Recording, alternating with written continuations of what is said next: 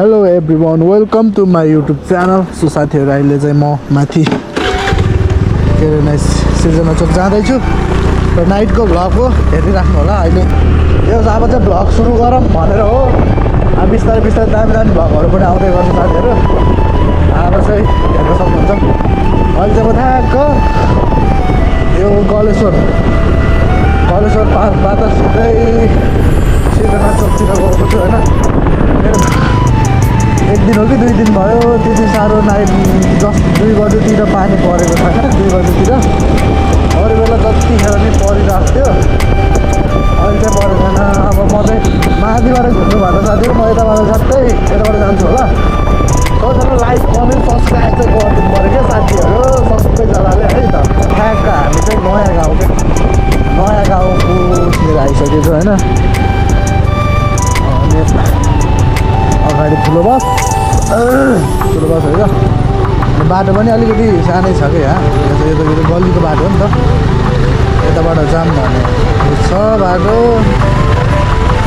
यो चाहिँ नयाँ गाउँ एरिया है त साथीहरू।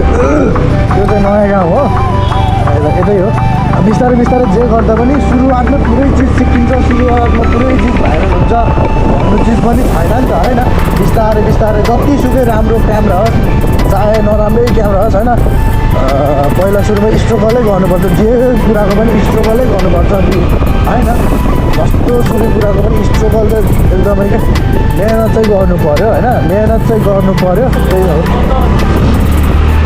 स्ट्रगल चाहिँ गर्नु पऱ्यो क्या। सुरुमा जस्तो सुकै भिडियो हाल्नु न होइन, तर सुरुको भिडियो भनेको सुरुको हुन्छ। मेरो एकदम पुरानो भिडियो मैले पहिल्यैदेखि हाल्न त हाल्थेँ होइन, तर त्यस्तो टाइम नपाउने, अब युट्युबलाई टाइम नदिने, अनि हुन्छ नि मेरो पुरानो भिडियोहरू छ, पुरानो युट्युब च्यानलहरू पनि छ। अब यो च्यानल भनेको चाहिँ तपाईँको साथीहरू, यो च्यानल भनेको चाहिँ तपाईँको एकदमै कन्टिन्यू चल्ने च्यानल भनेको क्या।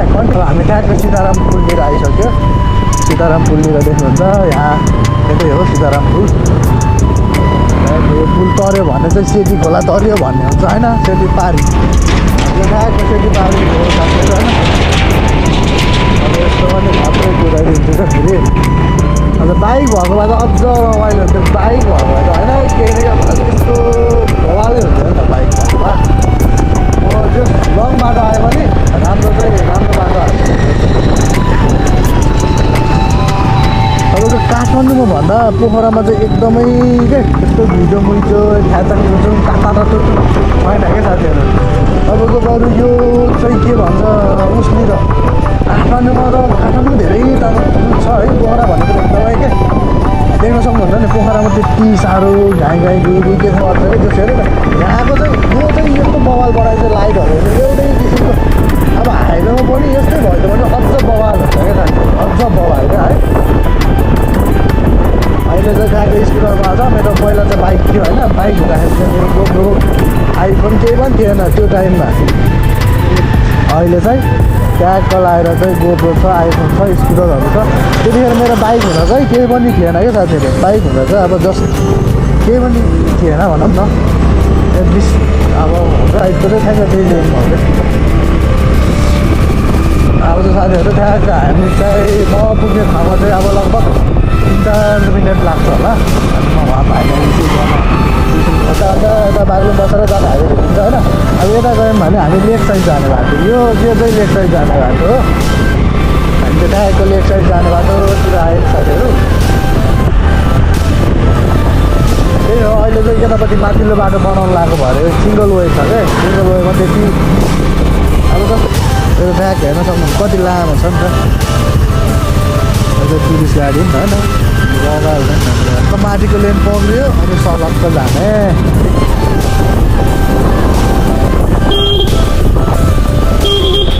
छैन नि त त्यति। 8 बजीसित ट्राफिक लाइटहरू सबै हुन्छ क्या देख्न सक्नुहुन्छ। हामी चाहिँ ठ्याक्क पिदिम चोकतिर जाने भयो साथीहरू। अहिले चाहिँ म ठ्याक्क लाएर होइन पिदिम चोक है। यो चाहिँ ठ्याक्क मेन चोक नै हो। यो पिदिम चोकको मेन चोक हो। यहाँबाट जुनै गाडी पनि जहाँको गाडी पनि लाग्ने ठाउँ यहाँ। अहिले चाहिँ यहाँ चाहिँ म बिहान भएको बाटो मैले देखाउन सक्छु होइन। अहिले चाहिँ यता चाहिँ पुल बनाउनु लाग्यो, एकदम ठुलो पुल बनाउनु लाग्यो। यो सेती पुल छ होइन, ठुलो पुल बनाउनु चाहिँ लागेको छ साथीहरू, हेर्न सक्नुहुन्छ। यता video. Thank you for watching video. Okay, bye bye guys.